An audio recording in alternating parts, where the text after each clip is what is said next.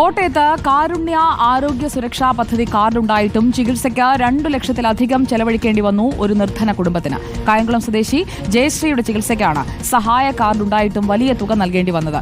സ്വർണ്ണാഭരണം പണയം വെച്ചാണ് ഇവർ ചികിത്സ തേടിയത്. തുടർ ചികിത്സയ്ക്ക് എന്ത് ചെയ്യുമെന്നറിയാത്ത അവസ്ഥയിലാണ് കുടുംബം ഇപ്പോൾ.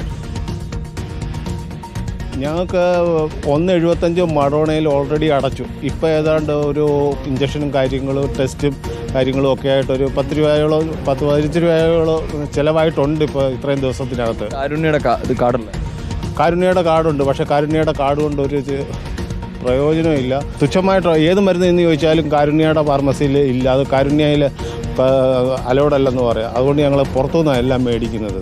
സാമ്പത്തികമായിട്ട് ഞങ്ങൾ അവളുടെ മാലയും സ്വർണവും പണയം വെച്ചിട്ടാണ് ഞങ്ങൾ 2 ലക്ഷം രൂപയും കൊണ്ടുവന്ന് ഇപ്പം എല്ലാം തീർന്നു. ഇനിയും അടുത്തത് എന്തെങ്കിലും പണയം വെച്ചെങ്കിൽ ഇനി ഇവിടുന്ന് ഇറങ്ങിയിട്ടുള്ള അതുവരെയുള്ള ചികിത്സയ്ക്കുള്ള കാശുണ്ടാകത്തുള്ളൂ. ഇവർ തിരിച്ച് തരുന്നു അങ്ങനെ എന്തെങ്കിലുമൊക്കെ പറയും? ഒന്നും തിരിച്ച് കിട്ടത്തില്ലെന്നാണ് പറഞ്ഞത്. ഒരു സാധനവും തിരിച്ചു കിട്ടത്തില്ല. ചിലവായത് ചിലവായി. കോട്ടയം മെഡിക്കൽ കോളേജിൽ 1.5 വർഷമായി കാസ്പ് പദ്ധതി മുടങ്ങിക്കിടക്കുകയാണ്. അഖിൽ കെ ആണ് കോട്ടയത്ത് നിന്ന് നമുക്കൊപ്പം ചേരുന്നത്. Akhil K, good morning. കാർഡുണ്ട്, പക്ഷേ കാശില്ലാത്ത ഒരു സാഹചര്യത്തിൽ സ്വർണ്ണാഭരണങ്ങൾ പണയം വെക്കേണ്ടി വന്നു. തുടർ ചികിത്സയ്ക്കടക്കം വലിയ പ്രതിസന്ധിയാണെന്ന് അവരുടെ പ്രതികരണത്തിൽ വ്യക്തമാണ്. എന്താണ് സംഭവിച്ചത്? ഈ ചികിത്സാ പദ്ധതിയിൽ ഇതിനകം തന്നെ മുടങ്ങിക്കിടക്കുന്നതായുള്ള വിവരങ്ങൾ വന്നിരുന്നു. ഈ കേസിൽ എന്താണ് നടന്നത്?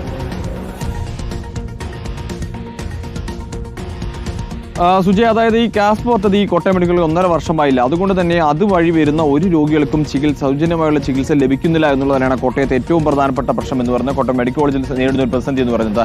കാരണം സപ്ലൈ പല മെഡിക്കൽ കോളേജിലേക്ക് നൽകുന്ന സപ്ലൈ എല്ലാവരും നിർത്തി. കാരണം അവർക്കൊക്കെ കോടിക്കണക്കിന് രൂപകൾ ലഭിക്കാനുണ്ട്. അതുകൊണ്ട് അവരാരും സപ്ലൈ നൽകുന്നു. അപ്പോൾ സ്വാഭാവികമായും ഈ കാസ്പ് പദ്ധതി പ്രതിസന്ധിയിലാവുന്നു. അങ്ങനെ ഈ കാസ്പ് പദ്ധതി പ്രകാരമുള്ള ചികിത്സ സൗജന്യമായി ലഭിക്കേണ്ട ചികിത്സ ഒന്നും ലഭിക്കുന്നില്ല. ചെറിയ ഉപകരണങ്ങൾ പോലും, അതായത് ഓപ്പറേഷൻ നൽകേണ്ട ചെറിയ ഉപകരണങ്ങൾ പോലും പുറത്തു നിന്നും തുക കൊടുത്ത് വാങ്ങി നൽകി ഓപ്പറേഷൻ നേരിട്ടുണ്ട്. അതായത് കാൽമുട്ടിന് ശസ്ത്രക്രിയയ്ക്ക് വന്നതാണ് ഇവർ.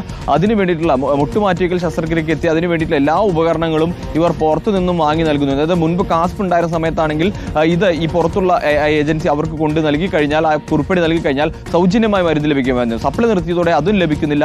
കാരുണ്യ ഫാർമസിയിൽ എത്തിക്കഴിഞ്ഞാൽ അവിടെ ഒരു മരുന്നും, അതായത് ആ സ്ലിപ്പുകളിൽ കൃത്യമായി തന്നെ രേഖപ്പെടുത്തിയിട്ടുണ്ട് കാസ്പ് അപ്രൂവ്ഡ് എന്ന് കാണിക്കും. പക്ഷേ ആ പാക്കേജ് നിലനിൽക്കുന്നില്ല. അതായത് കാസ്പിന്റെ നൽകുന്ന പാക്കേജ് നിലനിൽക്കുന്ന അതുകൊണ്ട് മറ്റൊരു സീൽ നൽകി ഈ ആളുകളെയൊക്കെ തന്നെ മടക്കി അയക്കുകയാണെന്നാണ്. ഈ കാരുണ്യ മെഡിക്കൽ ഷോപ്പിലേക്ക് എത്തുമ്പോൾ ഇതേപോലെ പ്രധാനപ്പെട്ട പല മരുന്നുകളും ഇല്ല എന്ന് പറഞ്ഞുകൊണ്ട്, ഇവിടെ സ്റ്റോക്ക് ഇല്ല എന്ന് പറഞ്ഞുകൊണ്ട് സീലടിച്ച് മടക്കി വിടുന്നു എന്നുള്ളതാണ്. അപ്പോൾ രോഗികൾ വലിയ ബുദ്ധിമുട്ടാണ്. കാരണം ഇത്തരത്തിൽ വലിയ തുക, നിർധനരായ ആളുകളാണ് ഈ കാസ്പ് പദ്ധതിയിലൊക്കെ വരിക എന്ന് പറയുമ്പോൾ സംസ്ഥാനത്ത് തന്നെ 44 ലക്ഷം കുടുംബങ്ങളാണ് വരുന്നത്. അപ്പോൾ അതിൽ അത്രത്തോളം നിർധനരായ കുടുംബങ്ങൾക്കാണ് കാസ്പ് നൽകുന്നത്. അപ്പോൾ അവർ ഇത്തരത്തിൽ വലിയ 2-2.5 ലക്ഷം രൂപയൊക്കെ മുടക്കി ഈ ചികിത്സ തേടേണ്ട ഒരു സാഹചര്യം ഉണ്ടാവും എന്ന് പറഞ്ഞാൽ വളരെ ബുദ്ധിമുട്ടേറിയ കാര്യമാണ് അവരെ സംബന്ധിച്ചോളം. അപ്പോൾ അത് മുടങ്ങി കിടക്കുന്നു. അതിലൊരു നടപടി അല്ലെങ്കിൽ അത് എന്തുകൊണ്ട് അത് 1.5 വർഷമായിട്ടും അത് തിരികെ കൊണ്ടുവരാനുള്ള നടപടിയോ അല്ലെങ്കിൽ അത് മാറ്റിയെടുക്കാനുള്ള നടപടിക്രമവും സർക്കാരിന്റെ ഭാഗത്തുനിന്നും ബന്ധപ്പെട്ട അധികൃത ഭാഗത്തുനിന്നും ഒന്നും തന്നെ ഉണ്ടാകുന്നില്ല എന്നുള്ളത് തന്നെയാണ്. അതിന്റെ ബുദ്ധിമുട്ടുകളാണ് ഈ കോട്ടയം മെഡിക്കൽ കോളേജിൽ എത്തുന്ന മിക്ക രോഗികളും, ഈ ആസ്പത്രിയിൽ വരുന്ന ഭൂരിഭാഗം രോഗികളും അനുഭവിച്ചുകൊണ്ടേയിരിക്കുന്നത്.